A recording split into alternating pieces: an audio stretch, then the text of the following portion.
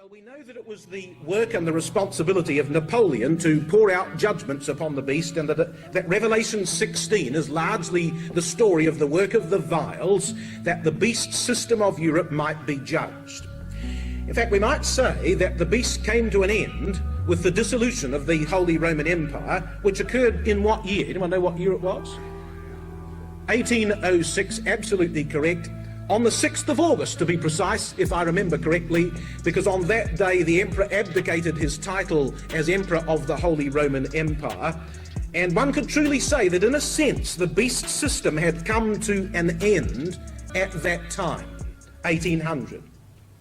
And yet the remarkable thing is that the Bible, and particularly the book of Revelation, clearly tells us that there will be a beast system at the time of the end. So here are the references. The Bible requires a latter-day beast.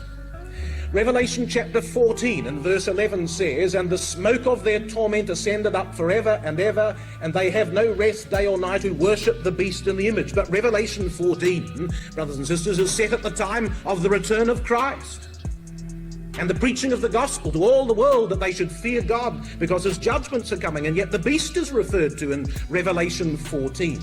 In Revelation 15 it says, "I saw as it were a sea of glass mingled with fire, and them that have gotten victory over the beast and over his image." But Revelation 15 is the song of the redeemed at the time of the end.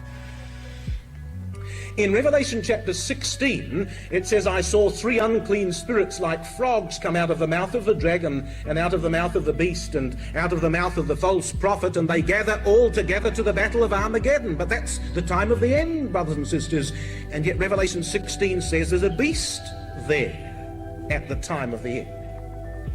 Revelation chapter 17 says, "These have one mind, and shall give their power and strength unto the beast.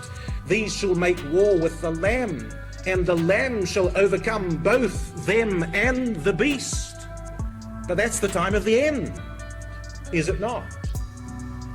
And finally, Revelation chapter 19 and verse 20 says, "And the beast was taken, and with him the false prophet, and these were both cast alive into a lake of fire burning with brimstone." But Revelation 19 is about the Lord Jesus Christ riding forth with his armies to do judgment upon the nations. But there's a beast alive, says Revelation chapter 19. So there's going to be a revival of the beast system at the time of the end. Now, where was that beast, brothers and sisters, in ancient times? And the answer is, well, it's a Japhethite beast. It dwells in Europe. It's lived in Europe all its life. Now, you notice that none of those passages tell us whether the final form of the beast is the beast of the sea or the beast of the earth. What thinkest thou? Which one do you think it might be, brothers and sisters, at the time of the end? Well, I'm going to suggest to you today that I think quite possibly it's going to be both. And I'll tell you why. If you just come to Revelation chapter 16 and verse 13, so this is one of these references that we've had to the latter-day beast. Now, let me just take you back to an earlier overhead. Do you notice that Revelation 13 talks about four powers? I'm going to ignore the dragon just for a moment, because the dragon is a separate story. Well, no, I'm going to speak about all four. The beast of the earth, the beast of the sea, the dragon of the east, and the image of the beast. Now, do you notice that those four symbols in Revelation chapter 13 become just three symbols in Revelation 16? Because Revelation 16 says in verse 13, "And I saw three unclean spirits like frogs come out of the mouth of the dragon, and out of the mouth of the beast, and out of the mouth of the false prophet." Only three. Four symbols in Revelation 13 become only three symbols in Revelation 16. So the answer is, of course, what symbols answer to what in these two respective chapters? Well, the first one's quite easy, because is there a dragon in chapter 13? Yes. Is there a dragon in chapter 16, verse 13? Yes. So the dragon answers to the dragon. Why, yes. I think we can safely assume that to be the case. Now, the image of the beast of Revelation chapter 13 We believe that there is very good evidence for suggesting that that is the false prophet of Revelation 16. In fact, one of the things that ought to be noted concerning interpretations as to who or what the false prophet of Revelation chapter 16 might be is that whoever the false prophet is of Revelation 16, he was once the image of the beast of Revelation 13, and you need to explain the difference between the two and why his name has changed. Why does the image of the beast of Revelation 13 suddenly become the false prophet in chapter 16? Why the change of name? And why does his name change at the time of the vials? Whatever interpretation you might give to the false prophet, you must explain those questions. But I believe that the image of the beast of Revelation 13 answers to the false prophet of chapter 16 for certain excellent reasons that were outworked in the historical development. Now, what does that leave us in Revelation 16? Answer: just the beast. So what must that relate to of Revelation chapter 13? And I think the answer is the beast of the sea and the beast of the earth, all rolled into one, brothers and sisters, at the time of the end. That the revival of the beast system at the time of the end of Revelation 16 answers to both the beasts of Revelation chapter 13. And if it is to be both, then it must include not only France and Germany, but they must be at the very heart of the system, because they were at the center of the respective beasts of earlier days. The beast of the sea was France, the beast of the earth was Germany. If the latter-day beast is a combination of those two, then we expect to see France and Germany at the very heart of the story in the latter days. What's interesting about that is that, do you know that 150 years ago we would have deemed that to be quite impossible? That France and Germany would collaborate together as a system of the revival of the beast in the latter days. 150 years ago. Where were we 150 years ago in history? Well, around about 1850, halfway through the 1800s. France and Germany were bitter rivals in those days. They were at war. 1870 was the Franco-Prussian War. There was tremendous conflict between France and Germany 150 years ago, brothers and sisters. You never would have imagined that it would be possible that France and Germany would be at the center of a revived beast in the latter days. But Christadelphian writers said so 150 years ago, when all appearances of the day were quite contrary to that conclusion. And of course it was said so, brothers and sisters, simply because the Bible indicated it to be so in Revelation chapter 16. I think that the possibility of a Franco-German beast was impossible 100 years ago. In fact, I think it was most unlikely 50 years ago. Where were we 50 years ago? Emerging from the horrors of World War II. Did World War II involve the conflict of France and Germany? Oh yes.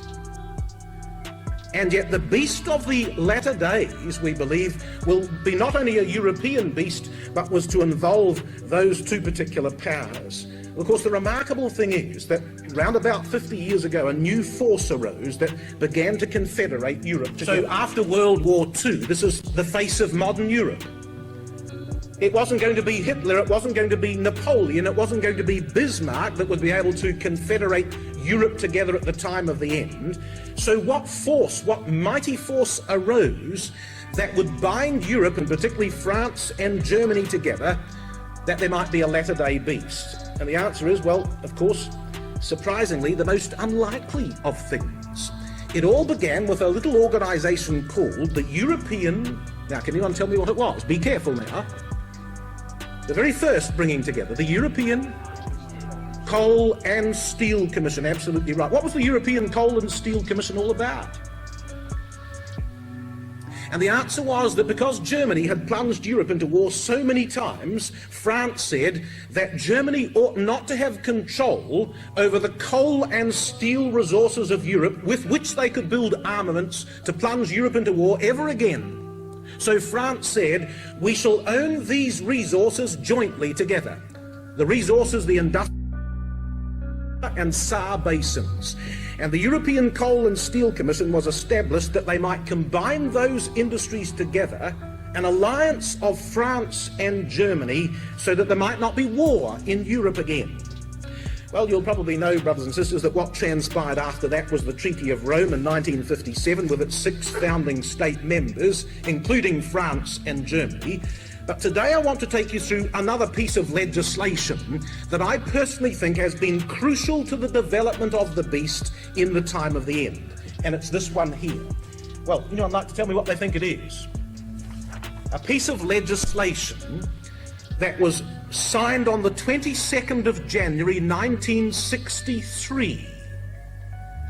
The 40th anniversary of this treaty was celebrated exactly 1 month ago today. And there were celebrations. And there were celebrations in 2 places concerning the signing of this treaty. It's called the Franco-German Friendship Treaty. And it was signed on the 22nd of January 1963 by President de Gaulle and by Chancellor Adenauer. And they signed that treaty, brothers and sisters, to try and pledge that France and Germany would work together and that the enmities of the past which had divided them would be put aside forever. Anyone know how old de Gaulle was in 1963 when he signed the treaty? He was 73. Pretty good guess. He was 73 when he signed. Anyone know how old Chancellor Adenauer was? He was 87. Yeah, pretty good.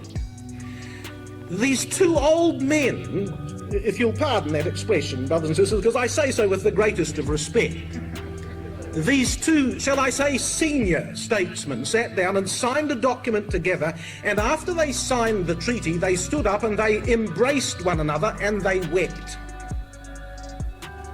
And that treaty, I believe, has been one of the most important pieces of legislation that has governed the future of Europe for the last 40 years. Do you know that in that same year, just a short time later on, the Pope issued one of his most significant encyclicals entitled Pacem in Terris, Peace on Earth?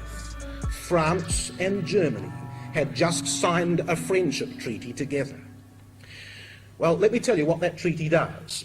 Well, you can see from the chart here, it laid the framework for an unprecedented level of cooperation between the 2 powers. And since the treaty was begun, the terms and provisions of this document have been greatly increased and strengthened. So the heads of state of these 2 powers, France and Germany, meet together twice a year at an official summit conference. The foreign ministers meet 4 times a year. The defence ministers meet 4 times a year, but foreign ministry officials meet every month in order to prepare for those summit conferences. There is a Defence and Security Council. There is an Economic and Financial Council. There is an Environmental Council. There is a Cultural Council. There's a tremendous amount of cooperation has gone on between France and Germany as a result of the signing of this treaty. And a set of remarkable friendships has developed between the heads of state. What we do know, brothers and sisters, is that for the last 40 years, that treaty has proven to be highly resilient to leadership changes. Some of the most remarkable friendships have been Konrad Adenauer and Charles de Gaulle, who signed the document, who turned out to be good friends in the process. Chancellor Helmut Schmidt and Valéry Giscard d'Estaing, who was the president of France of the time. Chancellor Helmut Kohl and François Mitterrand, and now Gerhard Schröder and Jacques Chirac, unlikely bedfellows, unlikely political companions, brothers and sisters, and yet they have cooperated together under the terms of this treaty in a remarkable way. I think perhaps we don't realise just how extensive it is.